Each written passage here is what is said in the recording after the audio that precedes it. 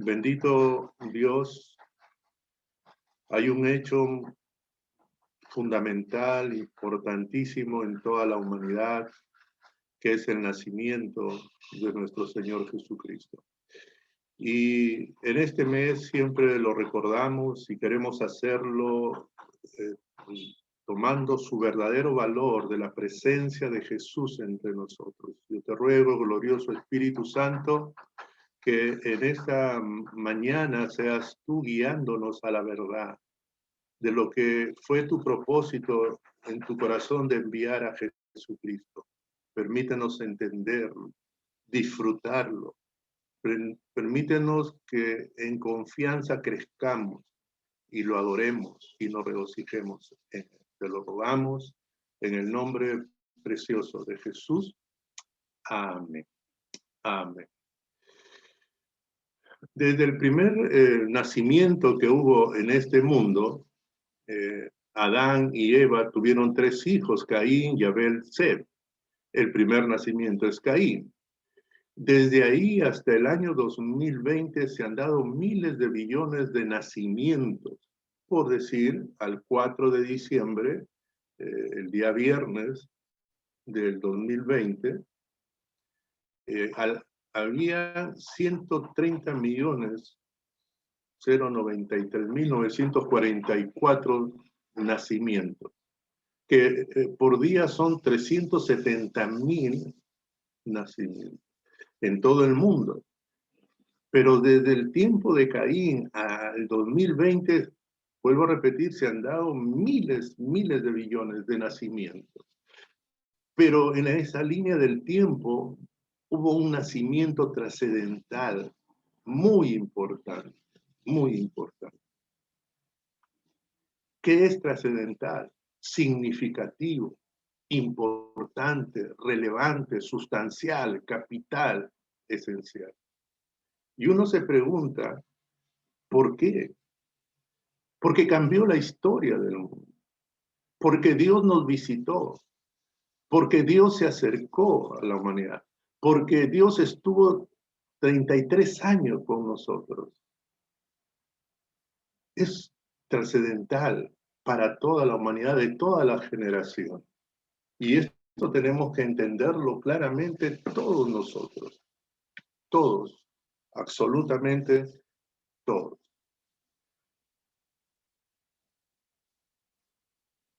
Cuando hay un nacimiento, siempre hay diversas expectativas. Dentro de esas expectativas está, por ejemplo, si van a ser un hijo, una hija, un familiar. ¿En dónde nacerá? ¿Nacerá en un hospital público, en un hospital privado, en una clínica o en la casa? Pero este nacimiento trascendental se dio en un pesebre, en un lugar donde se acumulaban los diversos animales, y ya nos imaginamos la atmósfera que había allí. Pero ahí se dio este nacimiento trascendental importante. Y es bueno recordar este pensamiento. El oro conserva su valor en cualquier lugar que esté. Estaba naciendo Jesús, el Hijo de Dios, el Dios encarnado. Pero también hay otras expectativas, qué nombre le pondremos, y ese nombre estará de acuerdo al género. Y ya desde mucho tiempo se conocía que iba a ser un varón, un hombre, porque en Isaías dice, porque un niño nos es nacido, hijo nos es dado, el principado sobre su hombro, y se llamará su nombre admirable, consejero, Dios fuerte, Padre eterno, príncipe de paz. Otra de las expectativas es, ¿a quién alegrará el nacimiento? Cuando hay el nacimiento normal y común, alegra a los padres, a los abuelos, a los familiares más cercanos, a las amistades más sinceras, pero ahí es el límite. Pero este nacimiento trascendental alegra, y su expansión de alegría y de regocijo tiene mayor amplitud. Están los padres, están los familiares, pero también están las huestes espirituales, se alegraban, los ángeles cantaban, estaban los pastores, y los magos también. Este nacimiento trascendental, su dimensión de importancia, nos hace observar con énfasis cuán importante es este nacimiento. Y otro de los énfasis también es cuando uno tiene un hijo o una hija, es ¿qué nombre le pondremos? Y por lo regular en el mundo hebreo, en el mundo judío, el nombre encierra las características que tendrá esa persona. ¿Cuál será su propósito de vida? Y el nombre es Jesús, y Jesús significa el Salvador, el Sanador, el Libertador, el Auxiliador, el Reconciliador, el Perdonador, el Ayudador, el Cristo. Ese niño que estaba aquí en ese pesebre venía con un propósito específico. Salvador, miren, ¿de qué debe estar la humanidad en una situación engorrosa? Sanador de enfermedades físicas, emocionales, espirituales. Libertador de los que estaban esclavos. Auxiliador del que estaba en una situación de amenaza.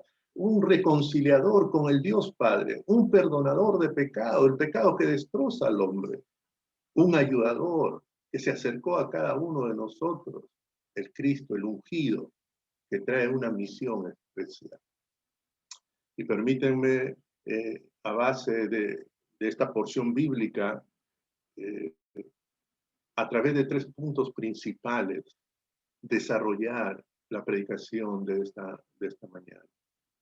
El primer punto es, ¿dónde se dio este nacimiento trascendental? Es importante conocer eso.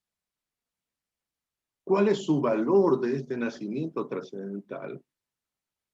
¿Y cuál es la actitud frente a este nacimiento trascendental? Y es importante ir paralelo a esto, preguntándose cuál es el valor para mí que tiene este nacimiento trascendental. ¿Cuál es mi reacción? ¿Cuál es mi actitud que yo debo de tener frente a este nacimiento trascendental?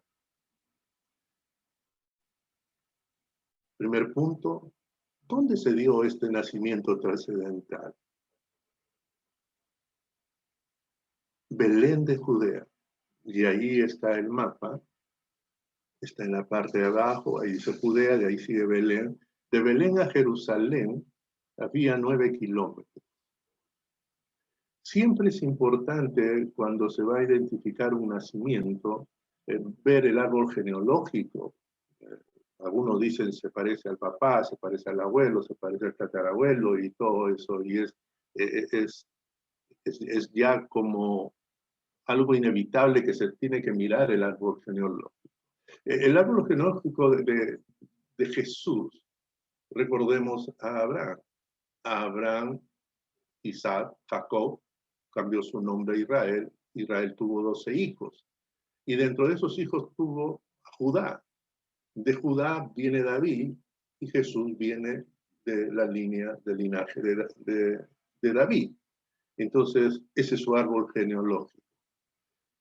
Pero este nacimiento trascendental se da en Belén, en una ciudad que no era importante, que no tenía características para ser mencionados quizás en un mundo comercial, financiero, poblacional o demográfico. Era una ciudad pequeñísima, era una ciudad pequeñísima, pero que está impregnado en la historia. ¿Sabes por qué? Porque ahí nació el rey David, porque ahí fue ungido como rey David. Y ahora estaba naciendo el rey de los judíos. Y el rey del reino de Dios se estaba acercando y se había encarnado y había nacido en Belén. Y había tomado esa decisión. Y uno se pone a preguntarse, ¿por qué nuestro Dios es así? ¿Por qué no fue a esas grandes ciudades? ¿Por qué no nació en una clínica, en un hospital? Fue un pesebre. ¿Por qué no fue a otra ciudad principal? ¿Por qué no fue a Jerusalén, a Galilea, a Samaria? Fue a Belén de Judea. Era por decirlo, una ciudad insignificante. Y eso me hace pensar que nuestro Dios obra de esa manera. Escogió dentro de unos pastores al rey de Israel. Jesús creció y llamó a 12 hombres sin letras, sin preparación. ¿Por qué no llamó a los preparados? ¿Por qué cuando Jesús en su plan formó la iglesia, llamó a débiles, a lo necio del mundo, a lo insensato, a lo menospreciado? ¿Saben por qué? Porque Dios es soberano en su voluntad y porque Dios quiere glorificarse en esas vidas. Este nacimiento trascendental importante se dio en Belén de Judá. ¿Pero qué significa Belén? Belén significa casa del pan. ¿Será algo coincidente cuando Jesús creció y él habló y dijo, yo soy el pan vivo que descendió del cielo? Si alguno comiere de este pan, vivirá para siempre, y el pan que yo daré es mi carne, la cual yo daré por la vida del mundo. En ese lenguaje figurado, él estaba hablando, el pan es el alimento por la cual sin alimento el ser humano no vive. Yo soy el pan vivo que descendió del cielo. Y para mirar la gloria de Dios aún más, Belén de Efrata significa fructífero. Entonces estamos hablando la casa del pan fructífero, donde toda la humanidad se va a alimentar, donde tú y yo nos alimentamos para vivir, pero para vivir espiritualmente.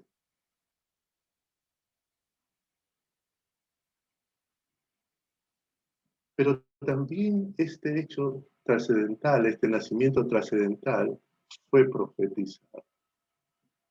Versículos 5 y 6, ellos le dijeron, en Belén de Judea, porque así está escrito por el profeta, y tú, Belén, de la tierra de Judá, no eres la más pequeña entre los príncipes de Judá, porque de ti saldrá un guiador que apacentará a mi pueblo Israel.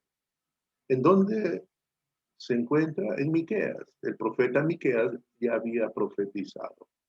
Pero tú, Belén Efrata, pequeña para estar entre las familias de Judá, de ti me saldrá el que será Señor de Israel, y sus salidas son desde el principio, desde los días de la eternidad. ¿Qué podemos ver en este subpunto? Estaba profetizado este nacimiento trascendental. Estaba profetizado que Dios con nosotros, que Dios se haría carne, se encarnó. Y aquí podemos ver nosotros la singularidad de nuestro Dios. Es el único que anuncia las cosas por venir. Son 760 años antes de Cristo.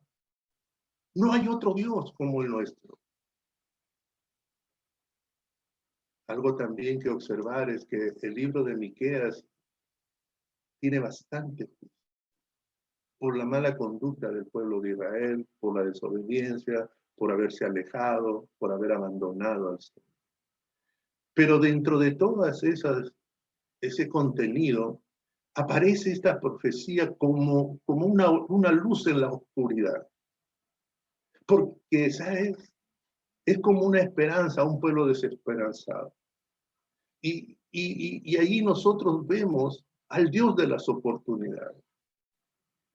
El mundo en las tinieblas, pero Él le da una oportunidad de la luz. Qué hermoso es resaltar que fue profetizado porque nos habla claramente de un Dios que conoce el futuro. Es de un Dios que da oportunidades a toda la humanidad. ¿En dónde se dio ese nacimiento trascendental? En Belén de Judea, y fue profetizado. Hoy, ¿cuál es el valor de ese nacimiento trascendental? Vemos en este segundo punto. Entiéndase la presencia del que nació, qué valor tiene para cada uno de nosotros. ¿Con qué valor viene impregnado y qué valor tiene para nosotros? El valor que tenga para ti y para mí será en la medida que yo conozca y entienda con el valor que Él fue enviado a esta tierra. Nosotros podemos decir que podemos sacar su valor por sus nombres que Él tiene. En el versículo 1a habla de Jesús. Y Jesús significa Salvador. ¿Y pero Salvador de qué? Nuestra condición de toda la humanidad son tres cosas, como vemos ahí. Tenemos vida biológica, pero espiritualmente estamos muertos. Y es por eso que no hay atracción por las cosas de Dios. Y nos alejamos de Dios y vivimos con nuestra propia justicia. La humanidad toda no entiende que pesa sobre cada integrante, sobre cada persona que nace en este mundo, una sentencia de condenación que lo aleja de la relación con Dios y lo aleja del cielo. La humanidad toda ignora de que ante los ojos de Dios somos pecadores y somos injustos. Y como injustos dice que no vamos a entrar al reino de los cielos. Entonces es un caos, es algo crítico. La situación es como el hombre está en un mar, en un río, ahogándose y necesita de que alguien lo auxilie, lo salve. Esa es la figura de la presencia de ese nacimiento trascendental con ese propósito que vive. Pero también dice que Él es rey. Y rey es gobernante, soberano, majestuoso, es algo vitalicio, autoridad. Dice que hay una diferencia entre rey y presidente. El presidente eh, solamente tiene un espacio de tiempo, pero el rey es vitalicio. Este niño que nacía era rey, salvador y rey. Tenía la autoridad y era vitalicio. Y no se acabó solamente en los 33 años que estuvo aquí con nosotros. Él sigue siendo rey. Pero también dice en versículo 4b y menciona que es el Cristo. Es el ungido de Dios, es el Mesías. Y sabes, se ungía en el tiempo antiguo a los reyes, a los sacerdotes y a los profetas, porque iban a hacer una misión especial. Es decir, ese niño, ese nacimiento trascendental, traía un niño que venía a tener una misión especial, claro, a salvarnos en esta tierra. Pero también menciona en el versículo 6b que Él es guiador, el que orienta, el que encamina, el que aconseja, el que adiestra y el que dirige. Amados hermanos, amados amigos, ustedes ven una diferencia de color, ¿verdad? El color blanco, la humanidad reconoce como Jesús y como Cristo, el que nos beneficia nada más. Y estamos acostumbrados y tenemos esa tendencia, y amén, y nos beneficia. Y bendito sea el Señor. Pero miren, nos olvidamos de que Él es rey, que Él es vitalicio y sigue reinando y tiene autoridad sobre nuestras vidas. ¿Quién es la autoridad de tu vida? ¿Tú mismo? ¿Y has desplazado la autoridad de Cristo? Y cuando dice que es guiador, ¿quién te orienta en tu formación de tu vida, de tu familia? ¿Quién te aconseja para tomar decisiones en los diferentes aspectos de tu vida? ¿Quién te dirige? ¿Quién te adiestra? Nos hemos olvidado que Él es rey. Nos hemos olvidado que Él es el guiador. Sigue siendo el guiador. Sigue siendo rey. Pero estamos acostumbrados siempre a la propensión de querer solamente los beneficios. Ser Salvador y el ungido de Dios. ¿Tiene ese valor para ti? ¿Tienes esa claridad de valor? Pero también menciona de que Él es digno de adoración. Los magos trajeron como ofrenda oro, incienso y mirra. El oro significa que Él era rey, la autoridad, vitalicio, nadie lo cambia. El incienso significa que Él es Dios. Y la mirra significa que este niño que había nacido allí y este acontecimiento trascendental traía a ese niño, en su tiempo moriría, porque venía a hacer una misión en esta tierra. Ese es el valor que tiene Jesús para ti. Este nacimiento trascendental nos permite confrontarnos que el valor que tiene para nosotros es el mismo valor con el cual Él vino a esta tierra. ¿Es tu Salvador? ¿Eres consciente que Él vino a una misión y que esa misión, tú eres el centro de esa misión? ¿Eres consciente que Él es rey y sigue siendo rey y sigue teniendo la autoridad sobre tu vida? ¿Eres consciente de que Él es quien te guía, te aconseja, te dirige? ¿O te diriges tú mismo? Tener el valor completo de las cosas es que Él sea nuestro guiador, Él sea nuestra autoridad, Él sea nuestro Salvador, Él sea el ungido, el Mesías, que tenía como misión bendecir. Lo reconocemos como Rey. Y en esta Navidad del 2020, que es singular, particular por esto de la pandemia, ¿qué ofrenda le llevarías? Mirra ya no, porque ya murió. Ya resucitó y venció. La ofrenda que tú le lleves me dirá qué valor tiene ese niño que creció en este nacimiento trascendental. ¿Qué valor tiene para ti? Hemos visto en dónde se dio este nacimiento trascendental. ¿Qué valor tiene este nacimiento trascendental? Pero vamos a ver cuál es la reacción, cuál es la actitud que se tiene frente a ese nacimiento trascendental.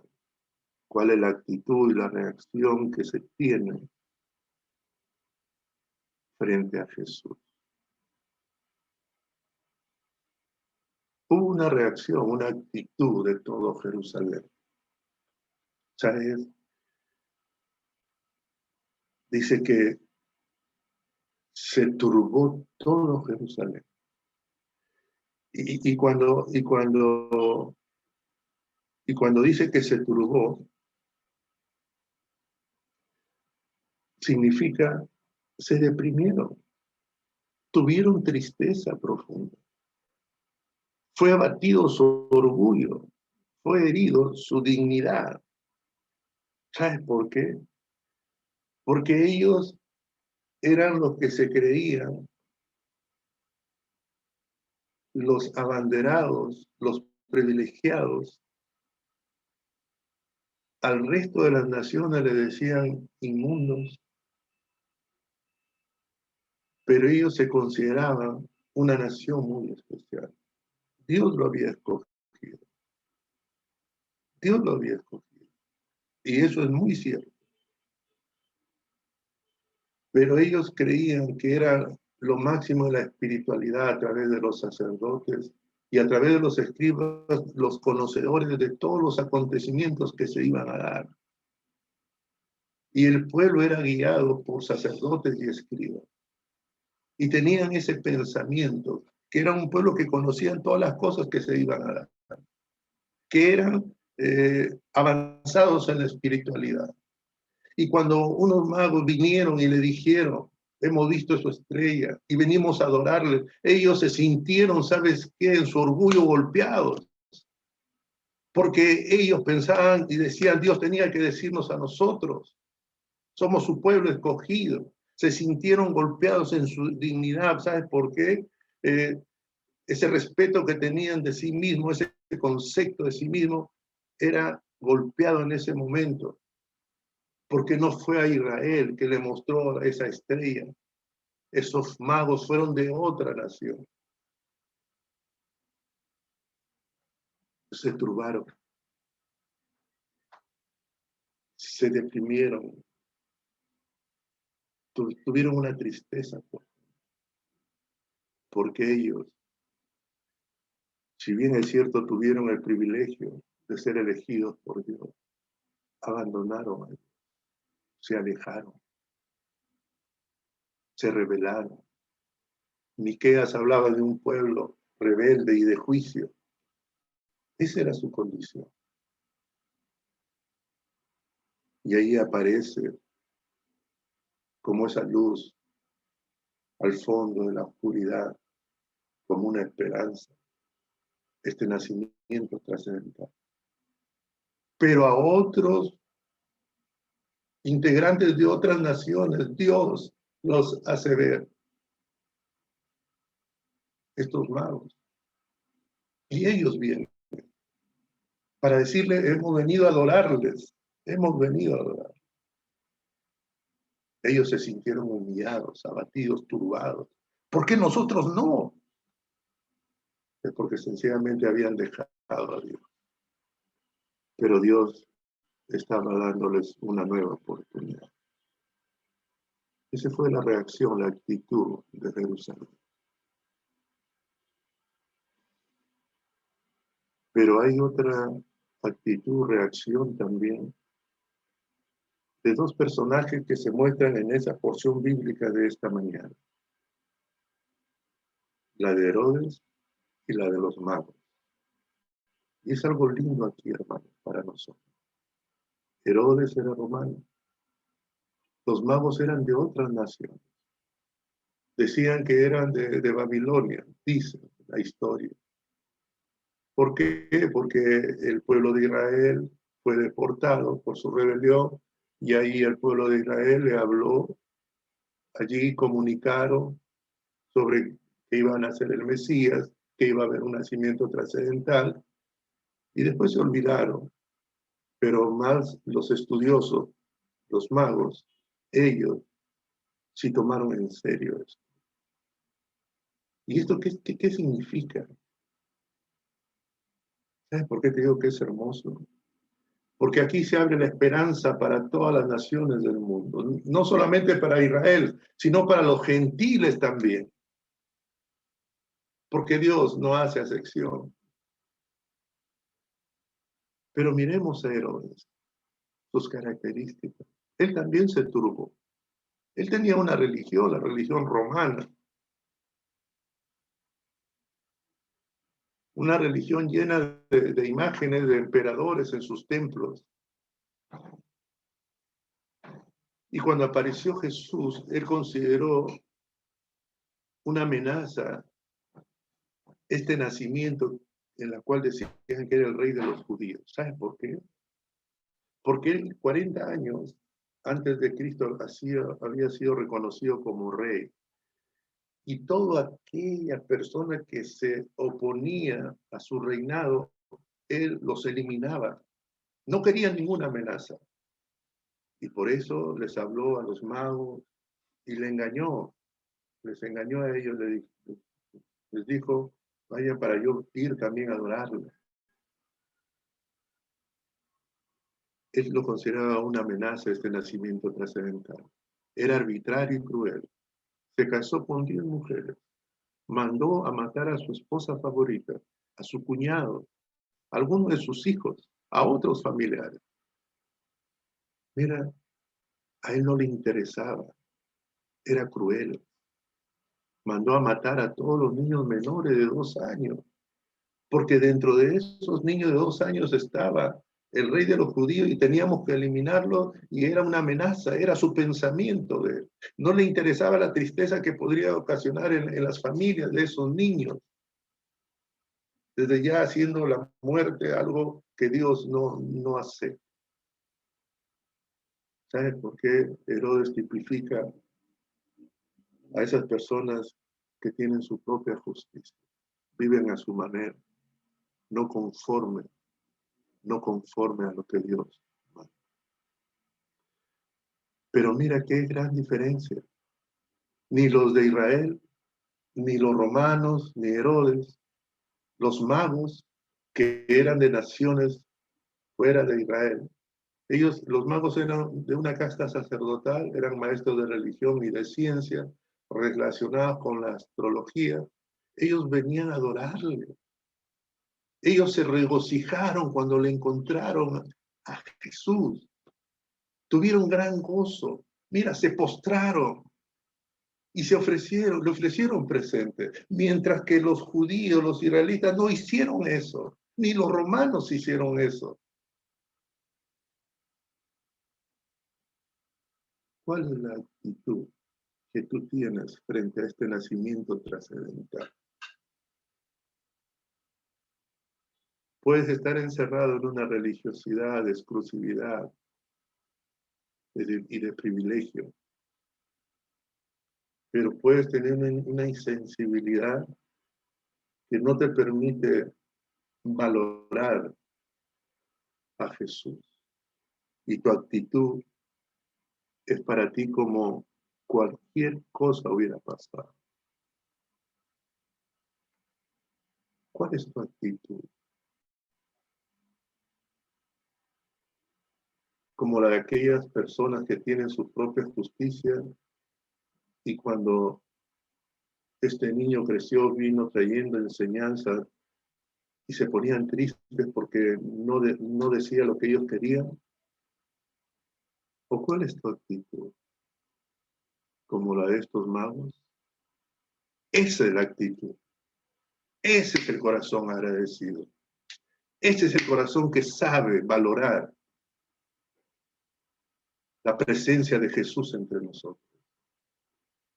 Ellos vinieron a adorarle, se regocijaron, tuvieron gran gozo, se postraron y traen ofrendas, presentes. Esa es la actitud.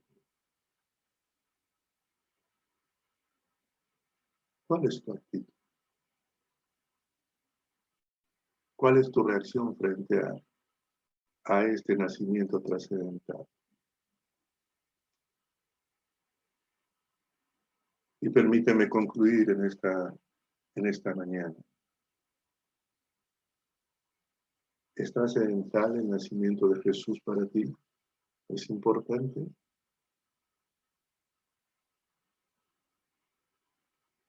¿Qué valor tiene el nacimiento de Jesús para ti?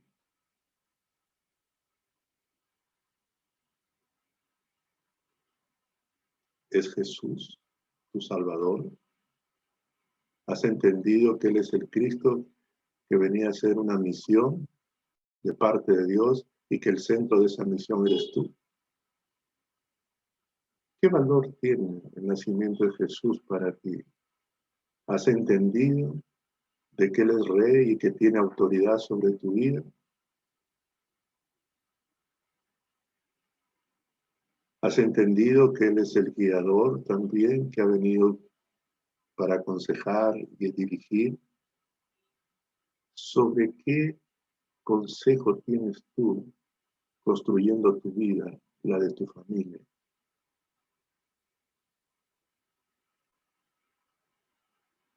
Si tú tienes a Jesús, si tú tienes solamente como Salvador y disfruta de sus beneficios, Déjame decirte que Él es Cristo, quien debemos de estar bien agradecidos, pero sigue siendo Rey y sigue siendo guiador. Dios ha establecido que Él sea el guiador. Cuando tú tomas decisiones, ¿quién te guía? Jesús debe guiar. Y debemos de vivir bajo la autoridad de Jesús, no de hombre alguno, no. Todos estamos bajo la autoridad de Jesucristo. ¿Cuál es tu actitud frente al nacimiento de Jesús? ¿Como la del pueblo de Israel? ¿Se turbó? ¿Que se enojó? ¿Se entristeció? ¿O como la de Herodes? ¿Que se entristeció, se enojó porque vivía conforme a su propia justicia? ¿O tu actitud es como los magos? Yo creo que es alentador y verdadero que nuestra actitud debe ser como los magos. Amada Iglesia, ese nacimiento trascendental, aunque han pasado miles de años, ese valor no se ha perdido y Dios está esperando una actitud tuya frente a este nacimiento. Dios te bendiga. Permíteme hacer una oración contigo. Dios Padre, queremos agradecerte en esta mañana porque algo trascendental, importante, se dio en el mundo, Señor. Dios con nosotros. El Verbo se encarnó. Vino el Salvador, vino en una misión, vino el Rey y vino el Guiador para toda la humanidad. Yo te ruego, Padre eterno, yo te ruego, glorioso Espíritu Santo, ayúdanos a la Iglesia, ayuda y permite que todo el mundo reconozca y valore este nacimiento trascendental y reconozca que es Jesús el Salvador, el ungido de Dios, que es el Rey y que es el Guiador. Te damos gracias en esta mañana. Glorioso Espíritu Santo, ayúdanos a tener una actitud y a valorar a nuestro Señor Jesús, para adorarle, para glorificarle, para servirle. Te lo rogamos en el nombre precioso de Jesús. Amén.